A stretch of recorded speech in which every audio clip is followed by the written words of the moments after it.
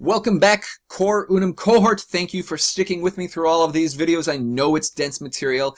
If you're not getting all of this, I do promise we're going to unpack it in class. We're going to go over some exercises. We'll be able to ask questions and do some clarifications, and we're gonna do application. I promise you, this is not just all pointless abstractions and pointless mental exercises. All of this does have a point for us in our class. This should be our last video. Hopefully, it's not Sunday night. At 11 p.m. for you. You've had a chance to do these at your leisure. We're going to ask a couple more questions about ideas. And we're going to ask, this goes very much to the last video. Remember with the, do you know what it is like to be a bat or marry the color scientist? This again asks about purely physical minds, right? Can a purely physical mind entertain abstractions? So remember the bat example and marry the color scientist had to do with sensations. That was the question, and particularly, can a purely physical brain give us sensations, right? And some said yes, and those two thought experiments said no. Well, what about abstractions? And remember what we're talking about here. Those are those universals. Not just that cat or that dog, but catness and dogness. It seems that's a thing we do. We abstract. In fact, every 1-year-old can abstract. I remember the first time this happened with my son as he was learning words. And we had a cat at home. So he knows Kitty because Kitty has 4 legs and is fuzzy. And so he'd point out Kitty, and then we'd say the neighbor's cat, and he'd go Kitty. And then we're walking down the street, and along comes a dog. And what does he do? He points at it and says, Kitty. Ah, what was he doing? He was abstracting. Not just this cat or that cat. He was trying to understand the universal idea of catness. And that in that instance, he got it wrong. He didn't have enough data. But no, that's what he was doing. He was trying to abstract universals. So can a purely physical brain do that? All right, we've got to keep this short and simple, and that's what we're going to do. Some have said yes, abstract thought, just like all thought, perceptions, ideas, all of that consists entirely of brain states. Now, you can imagine there are books and books and books written on this that we're just going to note kind of the question. And there is also the answer no, and this comes from Aristotle, and St. Thomas Aquinas kind of uses Aristotle's arguments for the necessity of spirituality of the process of abstraction. So this is actually an argument going all the way back to Aristotle, going all the way back to St. Thomas Aquinas in the 13th century for a spiritual soul. The fact that you can talk about cats in general, right? Catness. The universal idea of cats proves that you have a spiritual soul for Aristotle and particularly for St. Thomas Aquinas. Now, the argument, unfortunately, is quite technical, okay? And it assumes that you know their whole theory of knowledge and this idea of matter and form. So we just can't do it all. But here's the general idea.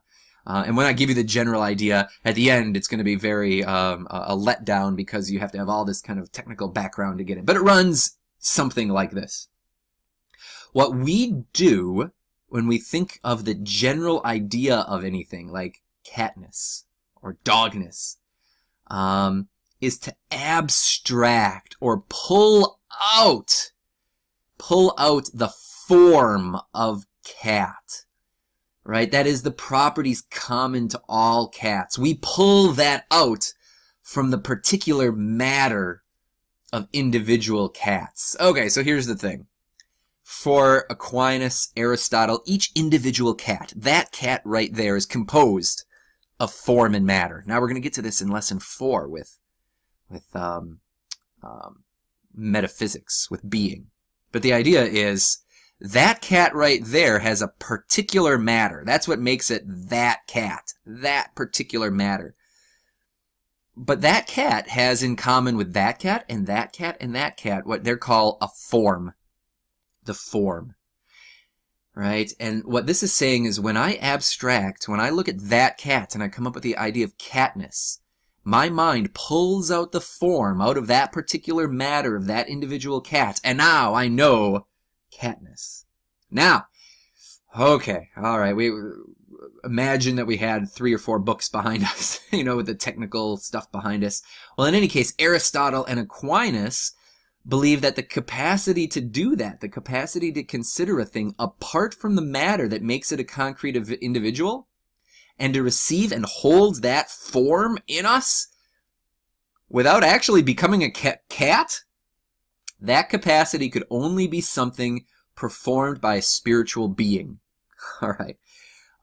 If the mind were, they say, if the mind were material, there'd be no way for it to receive the form of a cat without actually becoming a cat. So the idea for them is you're really pulling the form in the cat really comes into your mind, right? Your mind takes on the form of cat. That's how the thing that you know in your mind is the same as the thing out there. But if it was just matter, well, then you would become a cat. And they say, well, that's not what happens. You don't become a cat. So in knowing a cat, it's your spiritual self, your spiritual soul that receives that form. That, roughly speaking, is that Aristotelian argument for the spirituality of any being capable of thinking abstractly. Now, we're going to have to leave it at that. Whether or not you buy that or not, maybe we can talk about that in the next 5 sessions. Just know that that's out there for now. And then lastly, and here's our last point, and actually it's a short one, but it's tremendously important. The question, remember those metaphysical and transcendental concepts, things like good and true and beautiful and existing or being? Do those concepts have a single meaning in all applications? That is, when I say good, do I mean good in the same way no matter how I use it? Now some will say yes, all such terms are univocal. That is, they mean exactly the same thing every time I use them. We're actually going to leave that behind. That's not terribly helpful. For us, it's going to be very helpful to say, no, those terms are analogous, right? That is, what it means to be, or to be good, or to be a thing has partly the same meaning when said of different things, and partly different meanings. The meaning of metaphysical and transcendental terms is therefore analogous. This is kind of easy to see when you think about the word good. What is good? Like just goodness? Well, we have some idea, but the goodness of pizza is very different than the goodness of my son, right? There's got to be some common meaning, otherwise the word would be meaningless when applied to various things. It wouldn't have any common meaning.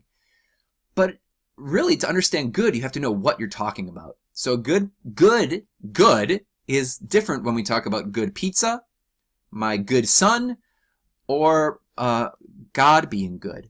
And we would say the same with being. That we know what being is, but it's a radically different thing for a rock to be, and a rose to be, and a antelope to be, and for me to be, and for God to be.